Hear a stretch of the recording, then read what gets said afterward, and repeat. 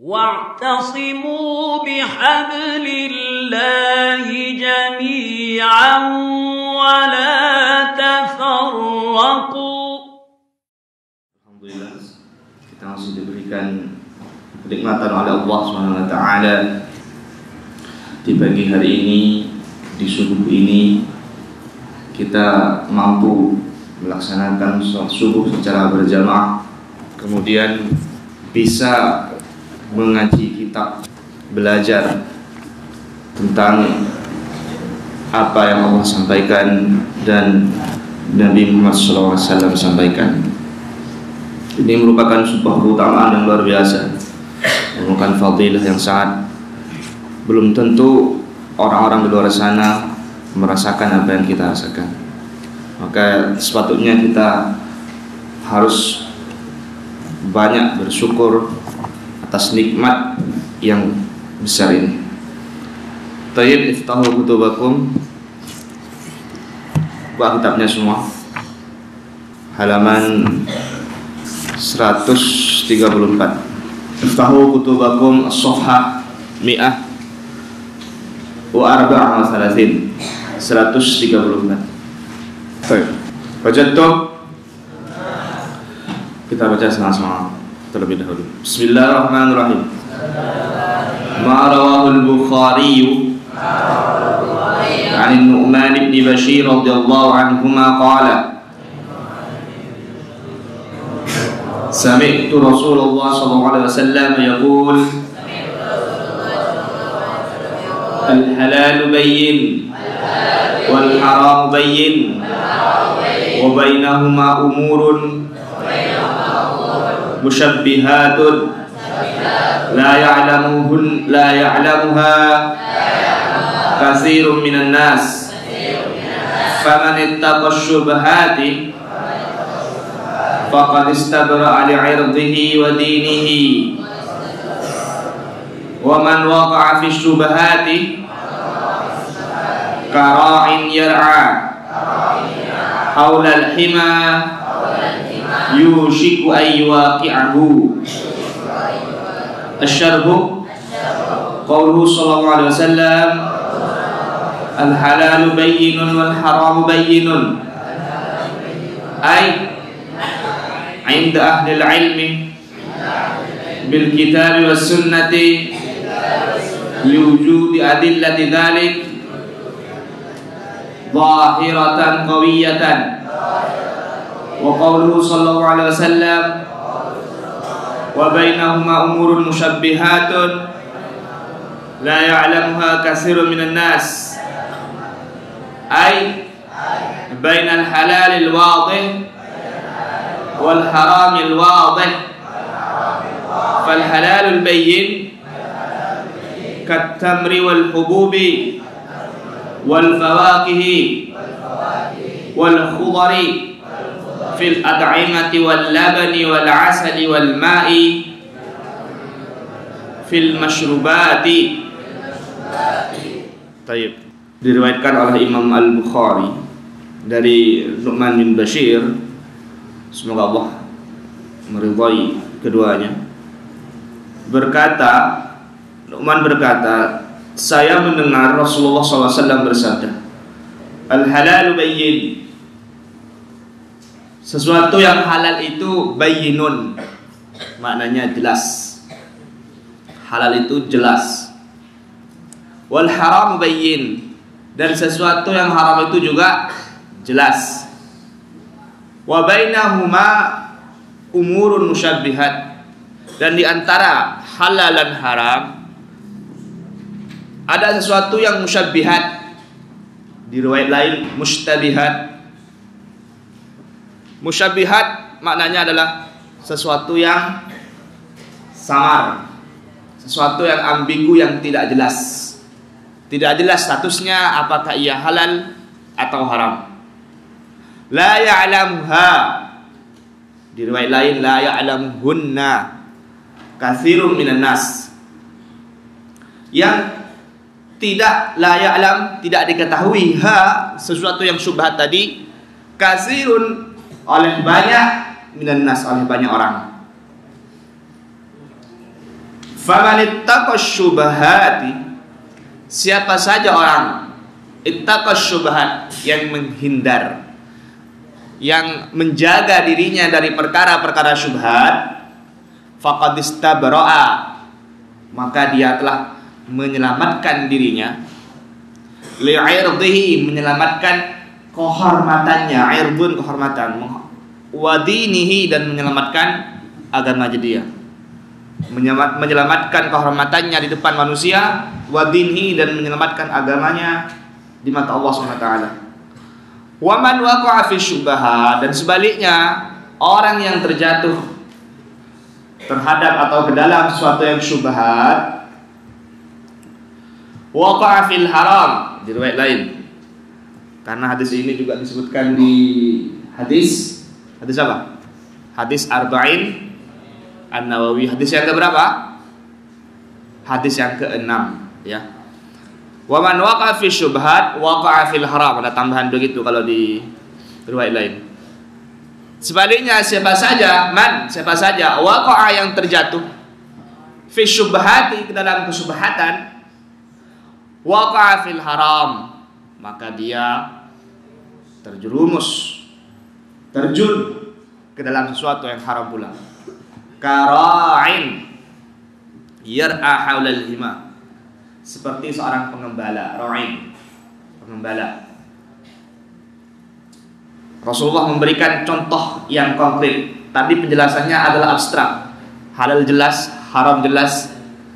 Di antara keduanya ada sesuatu yang samar-samar, yang tidak jelas status hukumnya, masih abstrak penjelasannya. Baru kemudian memberikan tasybih, memberikan gambaran sesuatu yang jelas itu seperti apa. Contoh konkretnya adalah kara'in yar'a haulal hima, seperti orang pengembala kambing, sapi, terserah. Yar'a, yang mengembala kambingnya, haulal hima, di sekitar pagar pelindung, pagar pembatas. Hima itu pagar pembatas. Apa yang terjadi? Yushiku an yuwaqi'ahu, maka khawatir gembalaannya yang tadi dijaga, an yuwaqi'ahu, akan terjerumus masuk ke dalam hima tadi. Padahal ada 2 hima, tapi dikhawatirkan bisa masuk melewati pagar pembatasnya itu. Itulah gambaran hal-hal yang haram. Ini ada lanjutan hadisnya ya, di Arba'in An-Nawawi. Ada yang tahu? Ada yang tahu?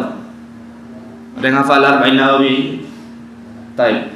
Ala wa inna likullin hima, ala wa inna likulli malikin hima, ala wa inna himallahi maharimuhu. Ketahuilah bahwa setiap malik, setiap raja itu pasti memiliki batasan-batasan tertentunya yang tidak boleh dilewati oleh manusia.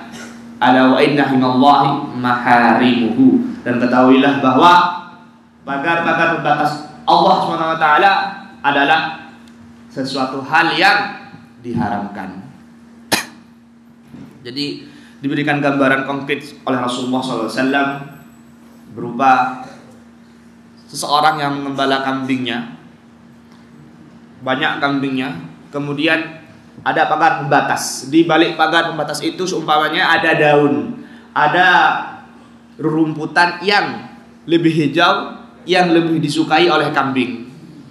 Mungkin kambing tidak masuk ke situ, tapi kalau kambing lihat-lihat terus, dekat-dekat, ujung-ujungnya nanti bisa memakan apa yang di luar batasnya tadi.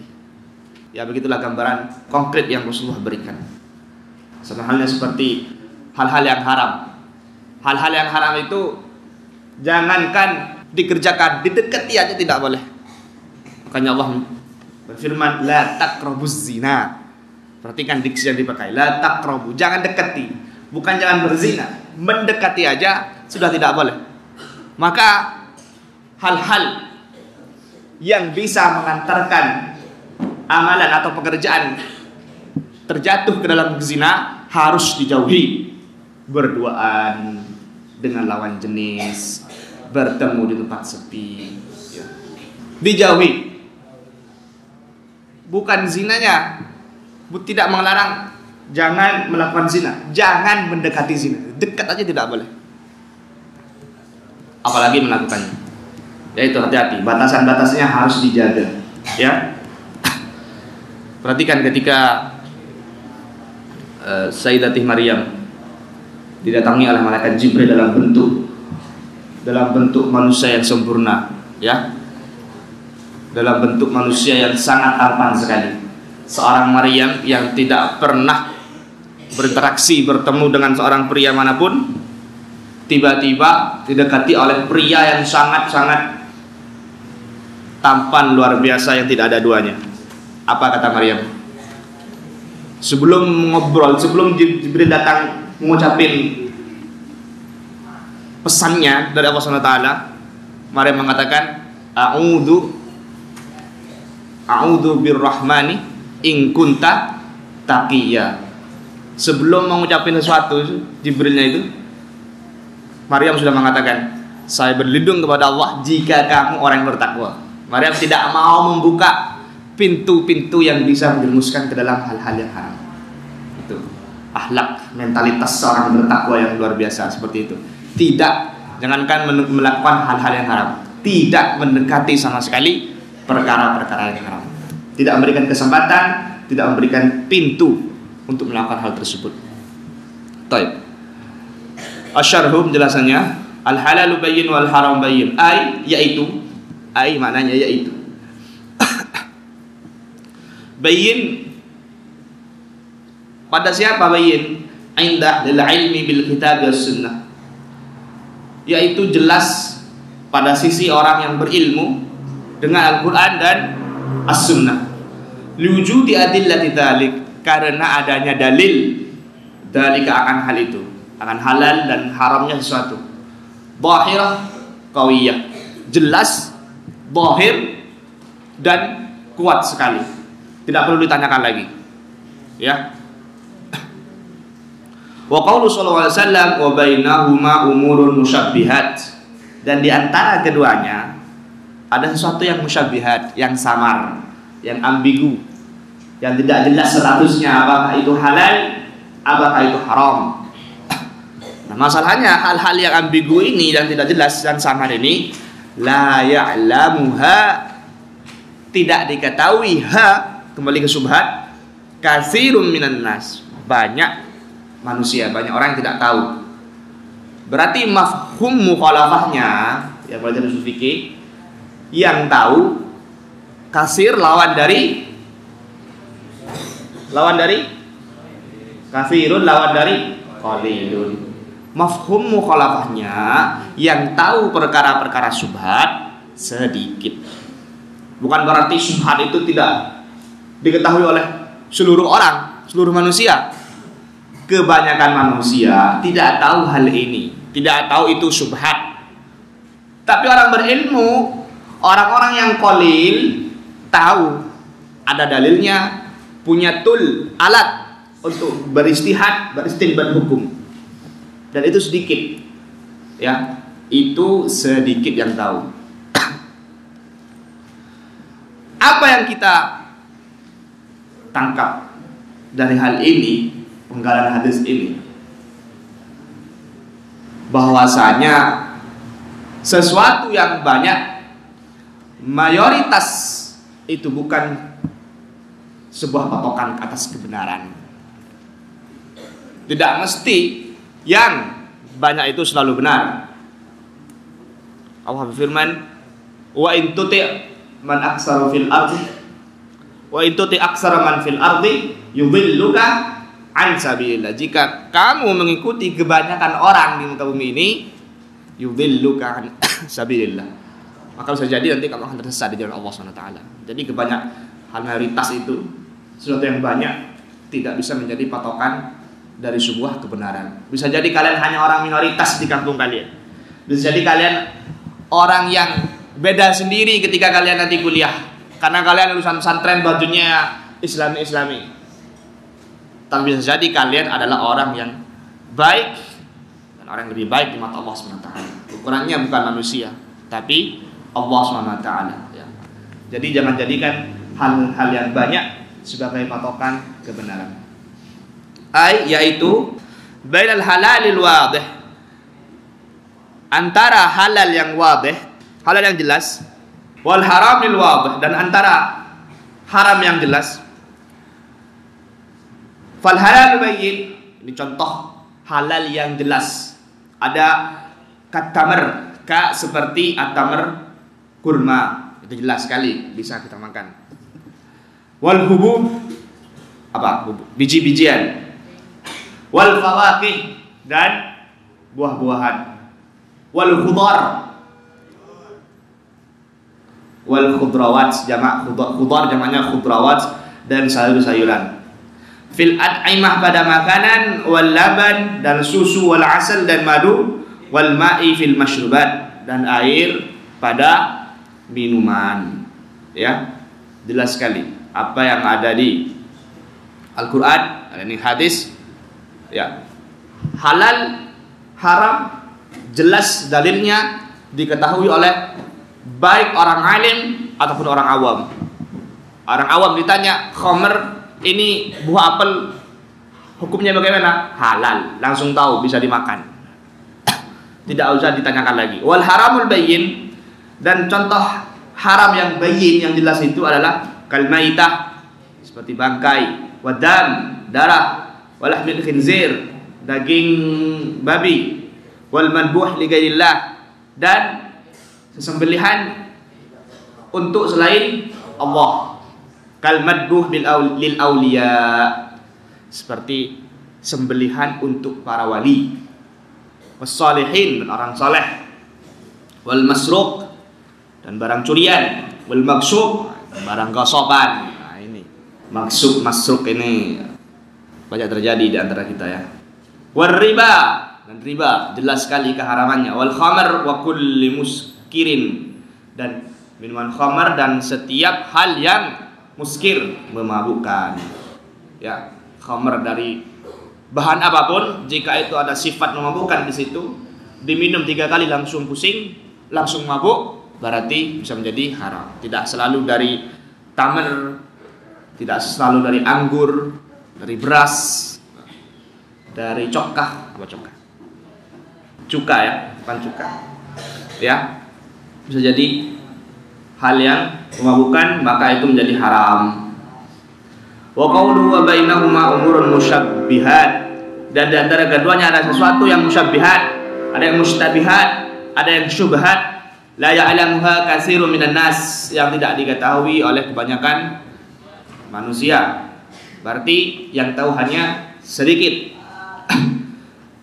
Kenapa? Apa yang menyebabkan hal-hal itu bisa menjadi syubhat? Satu, kata yang di sini yang dijelaskan, liwujudi dalilil hilliyah fiha. Kemungkinan karena ada satu dalil. Liwujudi, karena ada dalil hilliyah, dalil yang menghalalkan. Fiha, di dalamnya. Wa dalilil hurmah, dan ada dalil yang mengharamkan. Jadi ada satu dalil terhadap suatu hal yang Rasulullah sabdakan ini halal, kemudian di hadis lain Rasulullah menyampaikan ini haram. Nah, ini banyak terjadi ya. Banyak yang terjadi di berbagai masalah yang berbeda. Contoh umpamanya dahulu sebelum awal-awal keislaman, para sahabat selalu berwudu setelah memakan makanan yang dipanaskan menggunakan api. Ya. Kata Rasulullah, tawaddau, berwuduklah bilhu minnar, dengan daging yang dipanaskan oleh api.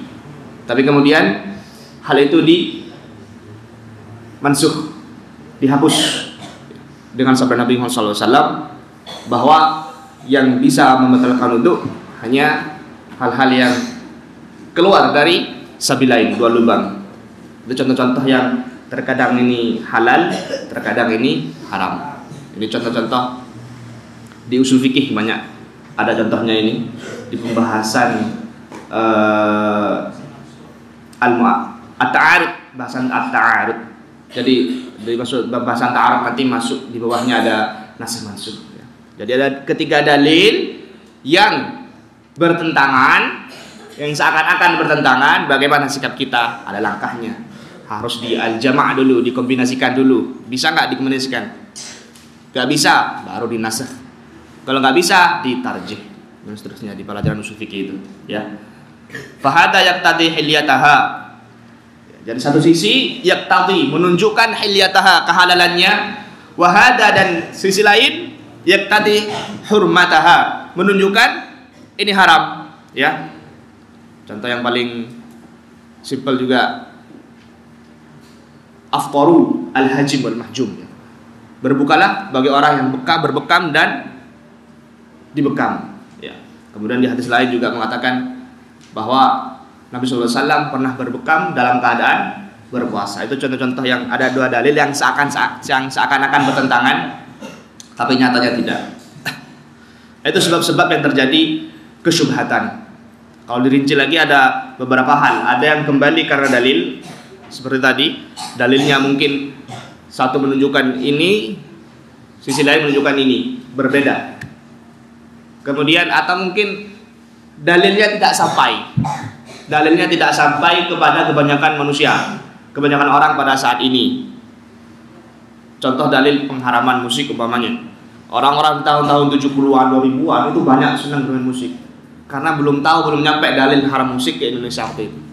Baru kemudian di akhir-akhir masuk tahun 2000-an ke atas, ya. Datang makin tahu sehingga menjadi haram menurut mereka, ya. Atau fadilah keutamaan 10 hari awal pada bulan Dzul Hijjah. Itu banyak orang nggak tahu keutamaan itu. Itu yang terjadi karena terlambatnya dalil sampai kepada masyarakat.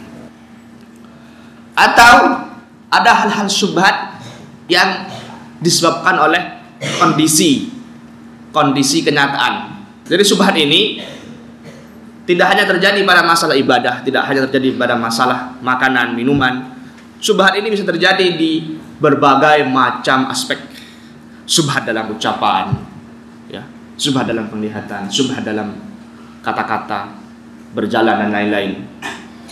Syubhat dalam muamalah, akad dan makanan, minuman dan lain-lain. Contoh syubhat dalam ucapan, umpamanya ketika kita bercerita kepada teman kita, katanya si fulan begini-begini. Ditanya, masa iya? Oh iya, saya nggak tahu juga, saya mau nanya katanya. Nah itu syubhat itu. Menyampaikan kila wa qala, katanya itu juga sudah menjadi syubhat. Berhati-hati. Rasulullah berkata, "Man ittaqas syubhat faqad istabra li irdihi wa dinihi." Siapa yang menjadi syubhat, maka dia selamat kehormatannya dan agamanya. Syubhat dalam ucapan seperti itu, ya. Atau syubhat ucapan suami terhadap istri. Ketika suami mengatakan, "Kamu haram bagi saya." Nah, ini syubhat ini. Setelah istrinya nanti jadi apa? Jadi talak? Jadi dihar? Jadi li'an? Jadi apa? Jadi talak 3? Hati-hati. Itu salah satu bentuk syubhat dalam ucapan. Atau syubhat dalam barang, umpamanya. Kalian di kamar ada uang, nemu uang kalian. Atau nemu uang di ranjang kalian. Kalian ambil, tapi ragu-ragu ini punya siapa. Gak ada yang ngaku. Tapi kalian juga gak ingat ini punya siapa. Gak merasa punya uang. Satu sisi, asal dari segala sesuatu yang ada di tempat kalian, punya kalian. Satu sisi lain, itu barang tidak jelas siapa pemiliknya. Itu syubhat dari sisi pemilik yang tidak jelas.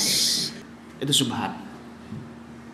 Atau syubhat dari sisi diberikan makanan sama orang yang pekerjaannya tidak murni halal. Kita tahu bahwa orang itu kerja di bank. Orang itu kerja di bank, tapi punya toko. Ini kan penghasilannya campur. Dapat yang haram, dapat yang halal. Terus tiba-tiba dikasih makanan, atau diundang di acara pernikahannya anaknya dan lain-lain. Dan gimana itu? Syubhat itu. Makanan ini hasil dari haram atau hasil dari halal? Itu haram banget itu. Haram banget itu. Haram sekali, bukan soal lagi. Saya kemarin ada tetangga di pulau. Saya ke Masa Lembu kemarin. Tetangga itu melakukan transaksi riba di sana. Habis itu tiba-tiba di hari raya ngasih makanan, memberikan nganterin makanan gitu. Terus makanan itu tetangga pas dekat samping rumah itu. Terus ketika itu makanan itu ya karena kita tahu orang itu melakukan hal riba, jadi kita berhati-hati. Tapi di sini ulama berbeda pendapat atas 3 hal. Ada yang mengatakan halal secara mutlak karena dia ini berdosa, makanannya adalah tetap halal, asal makanannya itu halal. Adapun dosanya punya pemiliknya. Yang pendapat yang kedua mengatakan ditinjau mana yang lebih mendominasi, apakah hal yang halal atau yang haram. Kalau kita tahu bahwa yang lebih mendominasi adalah hal haram, maka tidak boleh dimakan. Ya. Ini yang ketiga, pendapat yang paling kuat adalah kita boleh memakannya selama tidak ada kepastian itu barang dari haram atau dari yang halal. Ini yang pendapat yang ketiga yang rajih.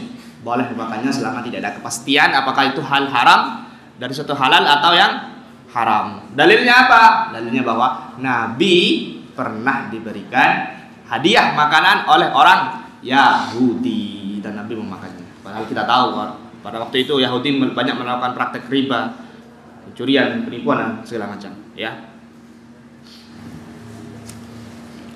Baik. Wa qaluhu faman ittaqash syubahati, siapa saja yang menjaga dirinya dari perkara syubhat, faqad istabra 'ali irdihi wa dinihi, maka dia telah selamat menyelamatkan kehormatannya dan agamanya. Makna ittaqash syubhat, arti dari ittaqa asyubhat, menjaga dari kesyubhatan, ai tarkul musyabbah, meninggalkan perkara-perkara yang syubhat, wabta'ada anhu, dan menjauh. Wa bidzalika yaslam irduhu wa dinuhu.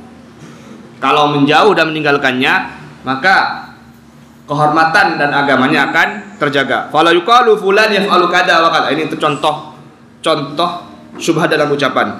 Maka jangan katakan fulan kada wa kada yaf'alu kada wa kada, melakukan ini dan ini. Tapi dengar-dengar, tapi katanya fulan mencuri, katanya ini. Itu salah satu bentuk syubhat dalam perkataan yang tidak jelas. Wa yaslam dinuhu, dan selamat agamanya. Li'annahu ittaqal musyabbah, karena dia menjaga dari sesuatu hal yang syubhat. Jadi ini adalah sikap kita sebagai seorang muslim ketika mendapati hal-hal yang syubhat. Ada 2. Kalau kita tahu itu sudah haram, tinggalkan. Masalahnya kalau kita tidak tahu perkara tersebut apakah halal atau haram. Perkara-perkara yang syubhat, kalau kita tidak tahu statusnya, kata Rasulullah, faman ittaqash syubhat istabra 'ali irdihi wa dinihi, dijauhi. Karena kalau kita terjatuh ke dalam kesyubhatan, wa man waqa'a fi syubhati waqa'a fil haram. Ini jelas kalau kita tidak tahu.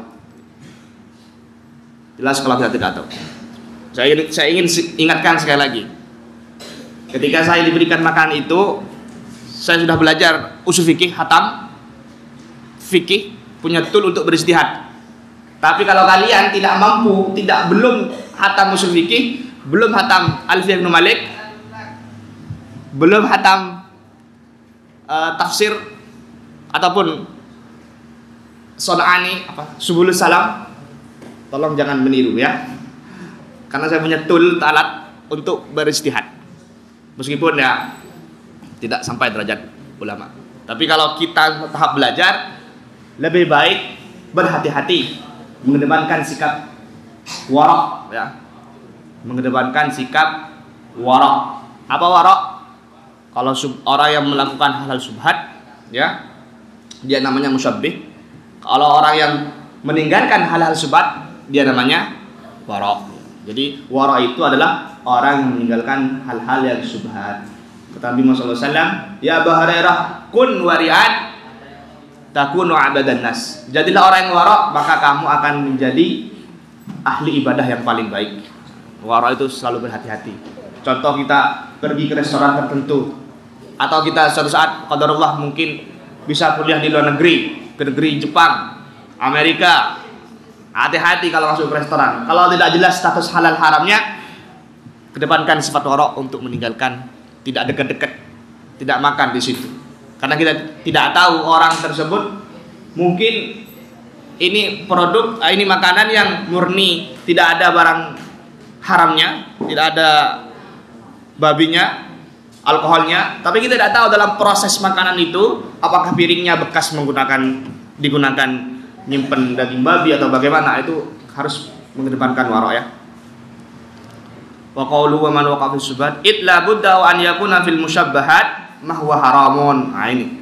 Kenapa sikap kita ketika mendapati hal-hal yang syubhat harus menghindar, harus tidak dikerjakan, illa budda, karena sudah barang tentu pasti ayakuna fil musyabbahat, di antara hal-hal yang syubhat tadi ma huwa haramun, ada hal yang haram. Makanya kita menemukan 10 melakukan sesuatu dari 10 pekerjaan semuanya isinya syubhat. Atau kita ingin makan makanan semuanya isinya syubhat. Sunnahnya tidak dikerjakan, tidak didekati, tidak dilakukan, tidak dimakan. Sunnahnya ini Nabi. Kecuali kalian punya keyakinan, punya tool, punya alat untuk beristinbat, kalian jadi ulama silakan beristihad. Tapi kalau masih fase-fase belajar seperti ini, ya sebaiknya dihindari, karena dari semua kemungkinan tersebut pasti ada sesuatu yang haram, dan sesuatu yang haram itu yang berhati-hati jangan sampai masuk ke dalam tubuh kita, yang menjadi sebab-sebab terhambatnya faham terhadap pelajaran, kemalasan, sud beribadah, karena itu memakan yang haram dan memakan yang syubhat. Walikasrati ta'atihi, karena banyaknya pekerjaan al-musyabbat yang dilakukan ke dalam hal-hal syubhat.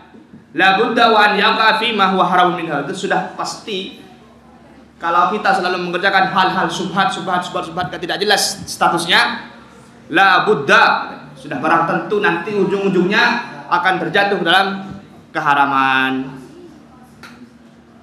Sikap kita, kalau seandainya ini orang selalu melakukan hal-hal syubhat, maka ujung-ujungnya pasti terjatuh dalam keharaman. Tidak cuma syubhat, hal-hal makruh pun kalau kita sering lakukan, sering meremehkan, sering mengecilkan, oh ini cuma makruh, ini cuma syubhat, tidak jelas, nanti ujung-ujungnya kita akan terjatuh dalam sesuatu yang haram. Nah itu kita harus berhati-hati itu dalamnya ya.